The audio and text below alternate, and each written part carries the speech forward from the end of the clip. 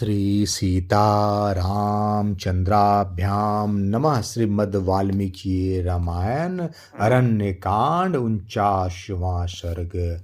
रावण द्वारा सीता का अपहरण, सीता का विलाप और उनके द्वारा जटायु का दर्शन।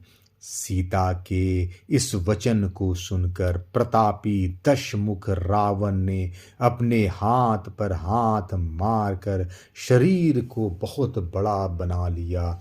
वह बातचीत करने की कला जानता था। उसने मिथिलेश कुमारी सीता से फिर इस प्रकार कहना आरंभ किया, मेरे समझ में तुम पागल हो गई हो, इसलिए तुमने मेरे बल और पराक्रम की बातें अनसुनी कर दी। अरे मैं आकाश में खड़ा हो इन दोनों भुजाओं से सारी पृथ्वी को उठा ले जा सकता हूँ, समुद्र को पी जा सकता हूँ और युद्ध में स्थित हो मौत को भी मार सकता हूँ। काम तथा रूप से उन्मत्त होने वाली नारी यदि चाहूं तो अपने तीखे बाणों से सूर्य को भी व्यथित कर दूं और इस भूतल को भी विदीर्ण कर डालूं। मैं इच्छानुसार रूप धारण करने में समर्थ हूं। तुम मेरी ओर देखो। ऐसा कहते कहते क्रोध से भरे हुए रावण की आंखें, जिनके प्रांत भाग काले थे, जलती आग के सामान लाल हो गई।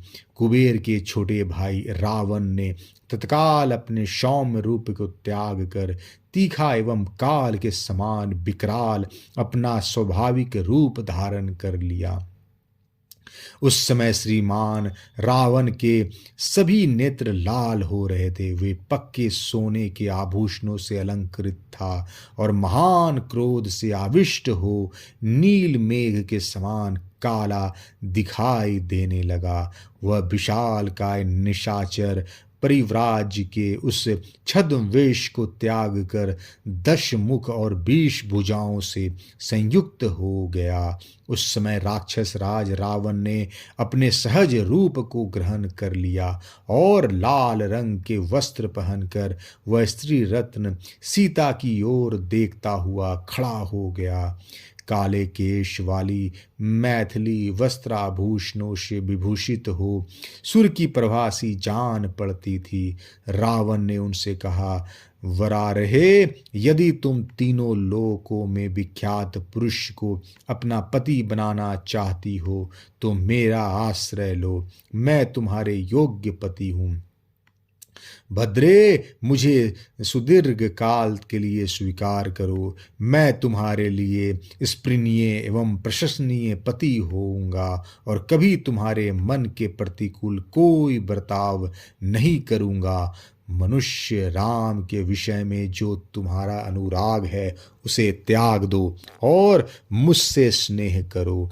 अपने को पंडित बुद्धिमती मानने वाली मूढ़ नारी जो राज्य से भ्रष्ट है, जिसका मनोरथ सफल नहीं हुआ तथा जिसकी आयु सीमित है, उस राम में किन गुणों के कारण तुम अनुरक्त हो, जो एक स्त्री के कहने से सुहृदों सहित सारे राज्य का त्याग करके इस हिंसक जंतुओं से सेवित वन में निवास करता है। उसकी बुद्धि कैसी खोटी है, वह सर्वथा मूढ़ है। जो प्रिय वचन सुनने के योग्य और सबसे प्रिय वचन बोलने वाली थी, उस मिथिलेश कुमारी सीता से ऐसा अप्रिय वचन कहकर काम से मोहित हुआ उस अत्यंत दुष्टात्मा राक्षस रावण ने निकट जाकर माता के समान आदरणीय सीता को पकड़ लिया, मानो बुद्ध ने आकाश में अपनी माता रोहिणी को पकड़ने का दुस्साहस किया हो। उसने बाएं हाथ से कमल नयनी सीता के केशों सहित मस्तक को पकड़ा तथा दाहिनी हाथ उनकी दोनों जांघों के नीचे लगाकर उसके द्वारा उन्हें उठा लिया। उस समय तीखी दाढ़ों और विशाल भुजाओं से युक्त पर्वत शिखर के समान प्रतीत होने वाले उस काल के समान विकराल राक्षस को देखकर वन के समस्त देवता भयभीत होकर भाग गए।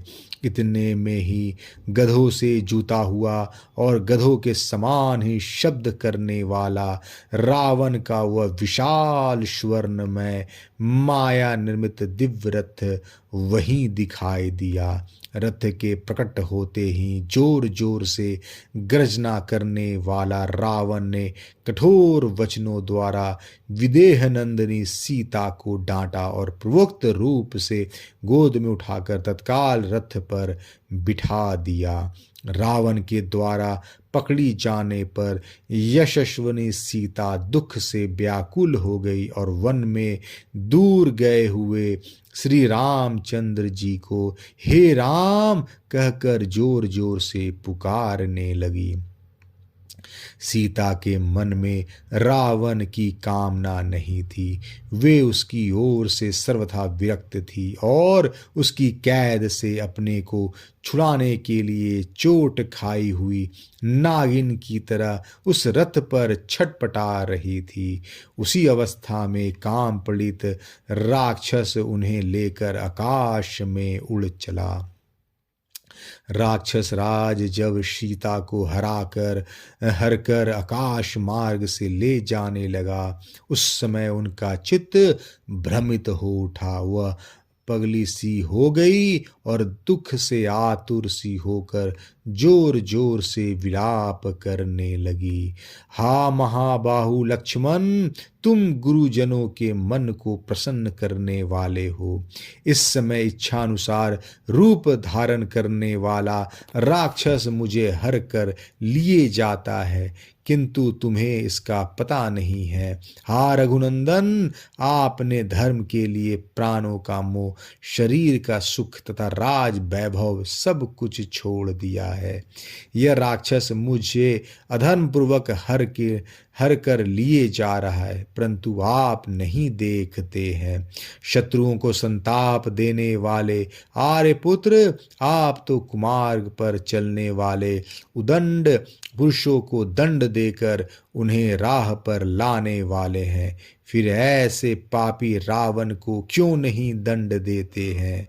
उदंड पुरुष के उदंडतापूर्ण कर्म का फल तत्काल मिलता नहीं दिखाई देता है, क्योंकि इसमें काल भी सहकारी कारण होता है। जैसे कि खेती के पकने के लिए तदनुकूल समय की अपेक्षा होती है, रावण तेरे सिर पर काल नाच रहा है। उसी ने तेरे विचार शक्ति को नष्ट कर दी है, इसलिए तूने ऐसा पाप कर्म किया है। तुझे श्री राम से वह भयंकर संकट प्राप्त हो जो तेरे प्राणों का अंत कर डाले। हाय, इस समय कैकेयी अपने बंधु बांधवों सहित सफल मनोरथ हो गई, क्योंकि धर्म की अभिलाषा रखने वाले यशस्वी श्री राम की धर्म पत्नी होकर भी मैं एक राक्षस के द्वारा हरी जा रही हूँ। मैं जन स्थानों में खिले हुए कनेर वृक्षों से प्रार्थना करती हूँ कि तुम लोग शीघ्र ही श्री राम से कहना कि सीता को रावण हर ले जा रहा है। हंसों और सारसों के कलरवों से मुखरित हुई गोदावरी नदी को मैं प्रणाम करती हूँ। माँ, तुम श्री राम से शीघ्र ही कह देना, सीता को रावण हर ले जा रहा है। इस वन के विभिन्न वृक्षों पर निवास करने वाले जो जो देवता हैं, उन सब को मैं नमस्कार करती हूँ।